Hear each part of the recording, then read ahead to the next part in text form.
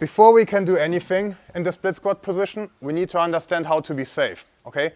The most important thing for the beginning is to be safe, and only from there you can attack. If you're not safe and you just try to impose your will on a partner with good reactions, let's say I just try to put my whole body weight into him, he can also use my body weight and invert under me, okay? So I'm not safe at all. I need to understand the rules of the game that we are playing.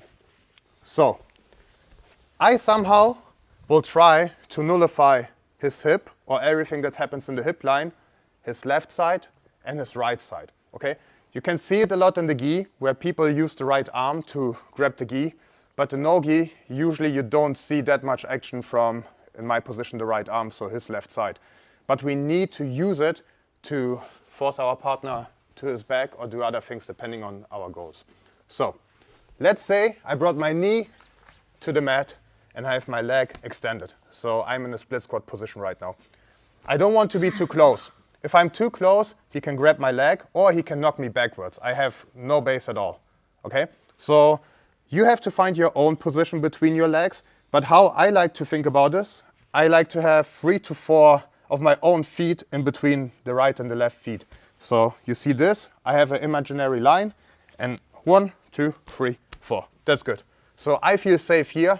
Find your own spot. If Jozef tries to grab it now, I have enough time to do something, okay? Now, let's talk about my left, his right side.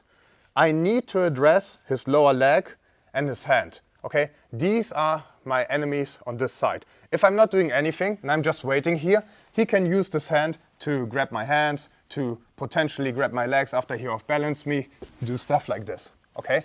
So I'm actively trying to fight this hand. If I can pin this hand to my partner or away from my partner, this is already horrible, okay? So if I'm here, I'm way safer. Now I need to address the lower leg. If I'm not addressing it, he can maybe re-guard with it or do other things. So again, I play between the hand and the leg depending on how good he reacts. So if he now tries to bring his leg in, I feel the danger, I go back, and now I control the hand again. So I think this is something that everybody already saw. Now let's talk about the other side.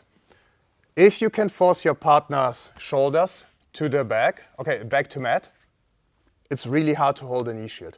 So if Jozef is on his side, and I control the side, and I try to apply pressure, he can use this knee shield to push me away, okay? And it's really hard for me to pass. I think a lot of people struggle to pass the knee shield, right?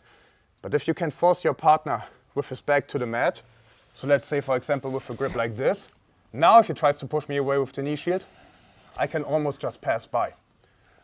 So in the gi, we have the gi. Here, we have the armpit or the bicep. Jozef and I have difficulties to grab a grip like this to the armpit, but if you can, I would tell you try to grip here. We slide down a little bit to the bicep. So in a perfect world, I have this hand, I have my whole body weight on my partner, and I pressure into the knee shield a little bit because I'm still afraid of his underhook. Okay, from here, even if I lose this battle and he tries to underhook me, I'm in a good position because my chin is almost under the elbow. So, we understand we have our knee to the mat. We have our legs extended.